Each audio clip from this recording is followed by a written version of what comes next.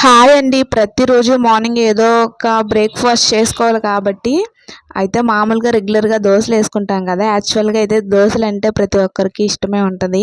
నాకైతే చాలా ఇష్టము. వెరైటీగా దోశలు అయితే చేసుకొని తింటూ ఉంటాను.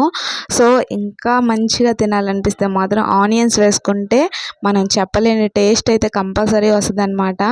మంచిగా కొంచెం పసుపు ఇంకా పచ్చిమిరపకాయలు, నేనైతే అవన్నీ వేయలేదు ఫస్ట్ పిల్లలకు కాబట్టి. ఆనియన్స్, పసుపు ఇంకా సాల్ట్, సోడా పిండి మాత్రం వేసేసి వాళ్ళకి మాత్రం 2 వేసి ఇచ్చాను. తర్వాత మనం స్పైసీగా హాట్గా చేసుకొని తినడానికి మళ్ళీ ఆనియన్స్ కలిపేసి ఆనియన్స్, కొత్తిమీర వేసుకుంటే ఇంకొంచెం మంచిగా ఉంటుంది అనమాట.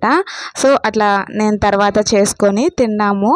సో దానికైతే మేము ముందుగా ఇంకా వేరుశెనగపప్పుల పొడి ఇంకా చట్నీ చేసి పెట్టుకున్నాము. దానికి ఇంకా మంచి కాంబినేషన్ అనమాట. ఈ ఆనియన్స్ ఇంకా పచ్చిమిరపకాయలు అన్నీ వేసుకొని కలుపుకొని తింటే ఏముంటుందంటే అట్లా ఉంటుందన్నమాట. సో వీడియో నచ్చితే ప్లీజ్ లైక్ చేసి సబ్స్క్రైబ్ చేసుకోండి. Thank you.